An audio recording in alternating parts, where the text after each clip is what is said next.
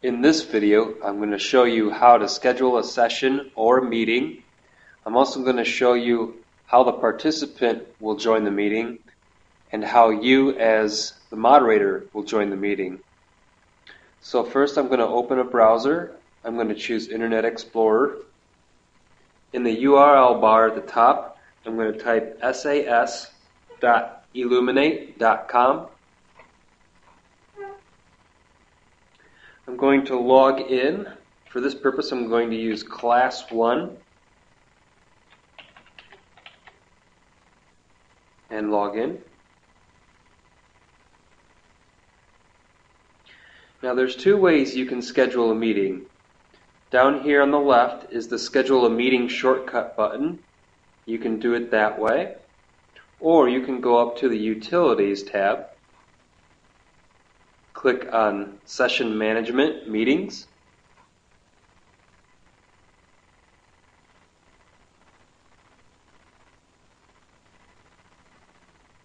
You want to hit the Run button for Java, if that appears.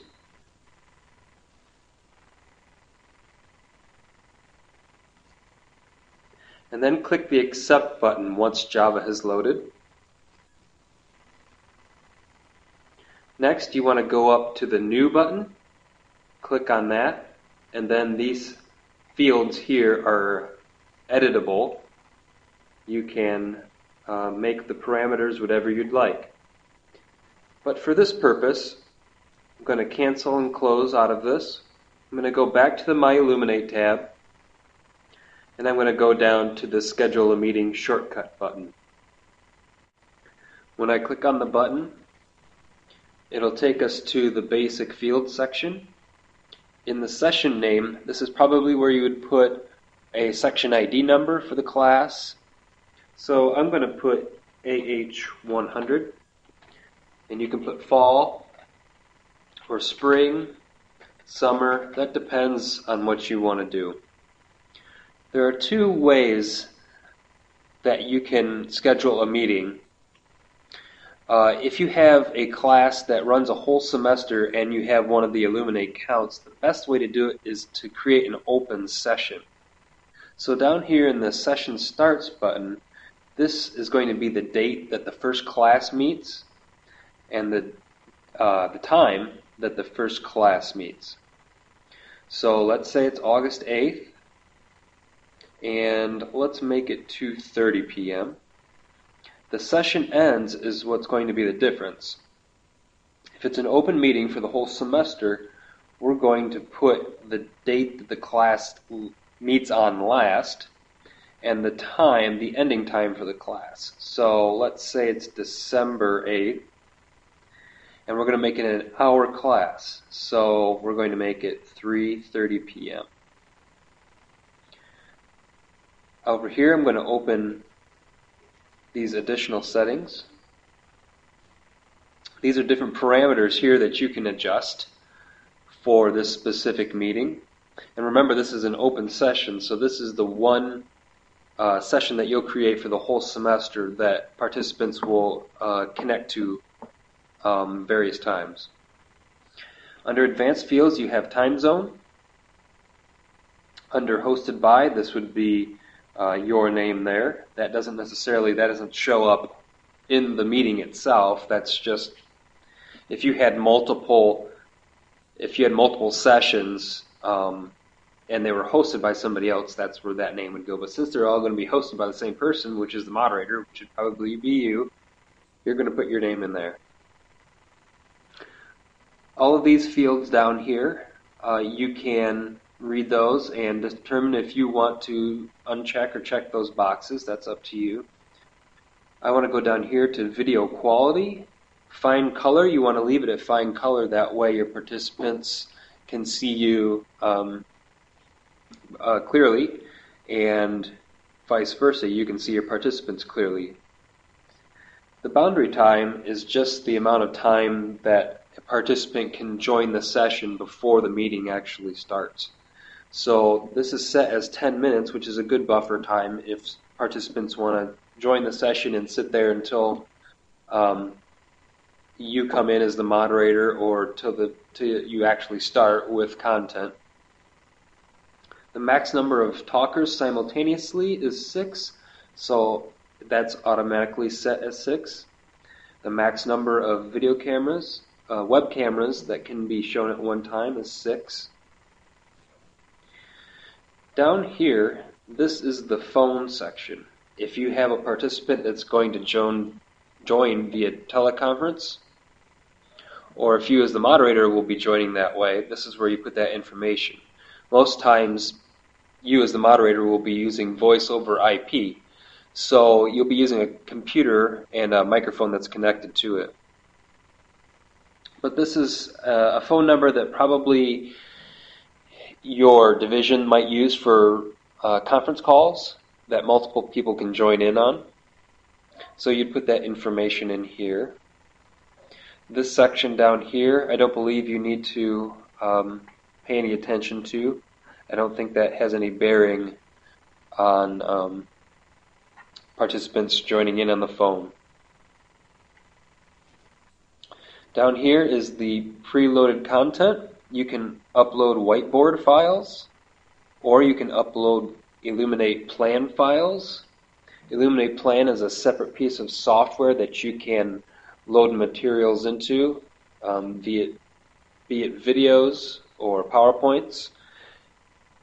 Down here is the multimedia preload, which are video files. The one drawback of setting a meeting up inside the SAS is that you cannot preload PowerPoint files. Because they have to be converted into whiteboard files, we need some sort of software to do that. So once you open the session, once you join the session, you can then load PowerPoint files and convert them to whiteboard. With Elluminate Plan, you can convert PowerPoint files to whiteboard files and preload those.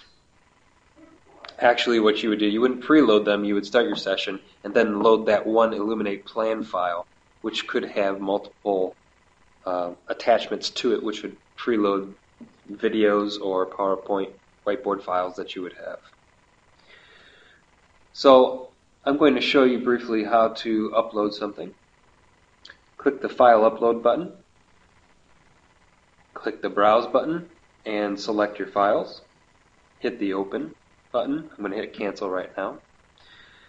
And press the Upload button. Then go over here and save your settings. Down here is where you can create invitees. So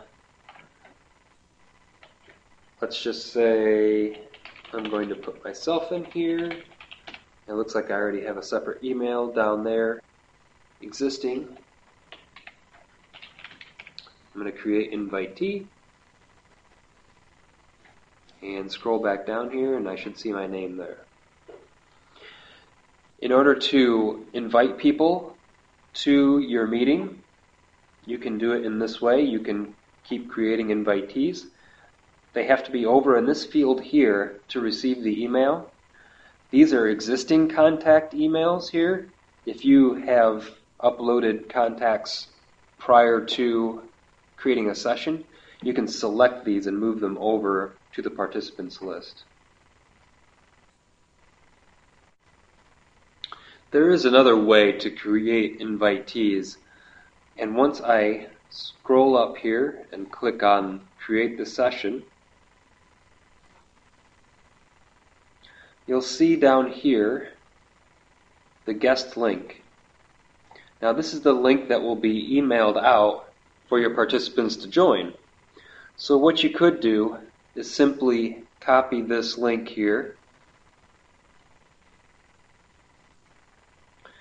and email it out in an email program like Outlook, or you can use the website, the Defiance email website, and mail it out to participants that way. If you don't want to create separate invitees, you might have a contact list already made up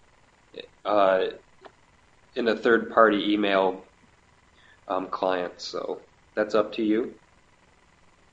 Another easy way to do it would be just to take this link, and if you have a Moodle class created for this section, just post that inside the class. That way all your participants can log in, click on that, and join the meeting.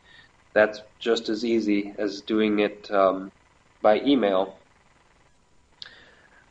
So we've created the meeting. I'm going to go over here to the Utilities tab and show you that the meeting has been created. So click on Utilities, click on Meetings under Session Management.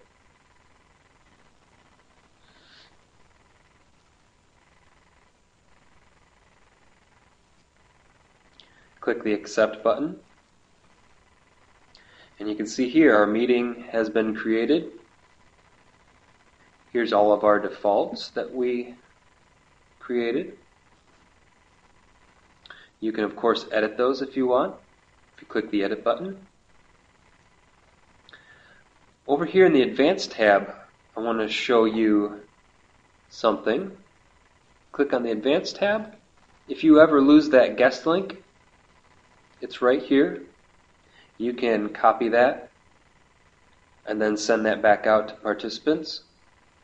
Or you can upload that link to Moodle where students can log in and click on that and join.